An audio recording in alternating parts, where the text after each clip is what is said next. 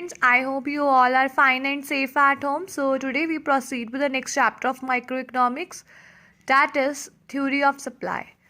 So we proceed with our first topic, that is the concept of supply.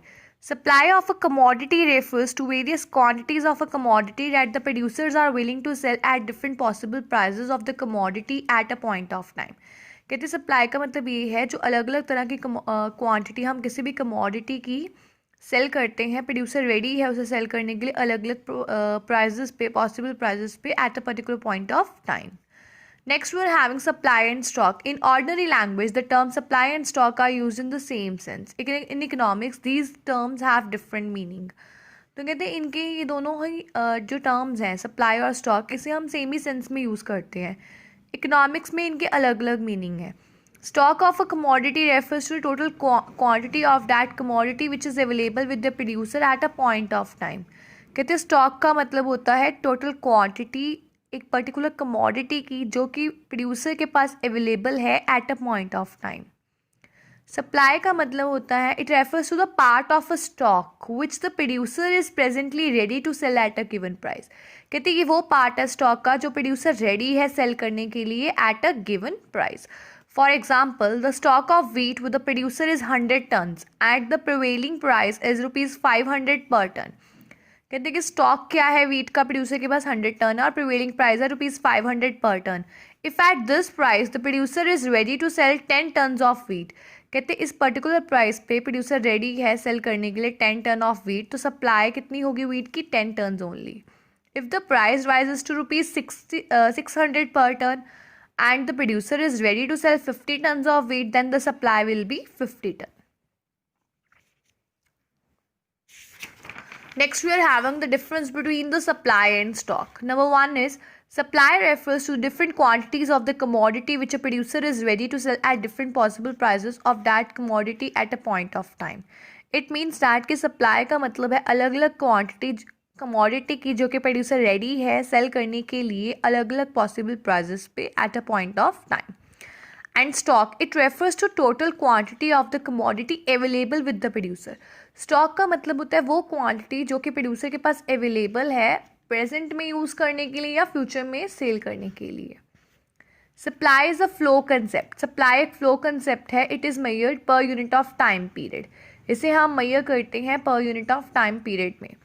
Stock is not a flow concept. It is measured at the point of time. Let me recite the example for stock and flow जिससे आपको more clarity होगी. देखो अगर हमारा कोई भी bank deposit होती है बैंक में that saving it is a stock. ठीक है, अगर हम कोई भी डिपॉजिट करवा रहे हैं या विड्रॉ करवा रहे हैं that is a flow. तो कहते हैं stock is not a flow concept क्योंकि हम इसे एक पॉइंट ऑफ टाइम पे मेजर करते हैं. Supply is a flow concept. Supply is always related to the price of the commodity. Supply हमेशा किससे रिलेटेड होती है प्राइस से. Stock is not related to the price of the commodity. It is an inventory or a stock of the firm. Inventory basically means the stock which is related to the expected demand. अगर आपको पता है कि expected demand इतनी होगी तो आप उस चीज़ का स्टॉक रखोगे. It is not related with price. Next, we are having supply and quantity supplied. Supply refers to the various quantity of the commodity which a producer at different possible prices of that commodity at a point of time. कहते हैं supply क्या है अलग अलग quantities है एक commodity की जो कि प्रोड्यूसर रेडी है अलग अलग पॉसिबल प्राइजेस पे एक कमोडिटी का at a point of time sell करने के लिए. क्वांटिटी सप्लाइड का मतलब है specific quantity which a producer is ready to sell. कि एक स्पेसिफिक क्वांटिटी जो कि वो रेडी है सेल करने के लिए एट अ स्पेसिफिक प्राइस. इसमें वेरियस क्वांटिटीज़ आती हैं, इसमें स्पेसिफिक क्वांटिटी आती है एट अ स्पेसिफिक प्राइस.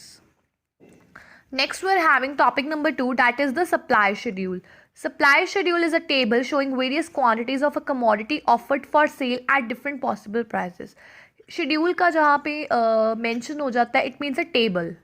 तो कहते हैं शेड्यूल क्या है, सप्लाई शेड्यूल क्या है, वो टेबल है जो हमें बताता है अलग अलग quantities which is offered for sale at different possible prices at a point of time. It has two aspects. Two type of schedules are there, individual supply schedule and market supply schedule. Individual supply schedule refers to the supply schedule of an individual producer in the market. कहते हैं कि individual supply schedule होता है एक individual और producer का supply schedule market में. इससे हमें पता चलता है different quantities which a firm is willing to sell at different possible prices. quantities ये आ गई quantity which is ready to sell, which a producer is ready to sell at different possible prices.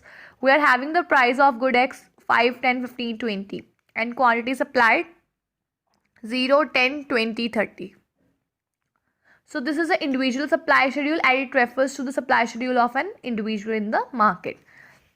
Next we are having the market supply schedule. It refers to the supply schedule of all the firms or producers in the market producing a particular commodity. कहते हैं कि market supply schedule होता है, supply schedule सारी firms और producer का market में which are producing a particular commodity. It refers to a supply schedule of the industry as a whole. As we are having a price of good X like 5, 10, 15, 20, quantity supplied by firm A 0, 10, 20, 30. Quantity supplied by firm B 0, 5, 10, 15. And we are having the market supply by adding both the quantity supplied of firm A and B. 0 plus 0, 0. 10 plus 5, 15. 20 plus 10, 30. 30 plus 15, 45.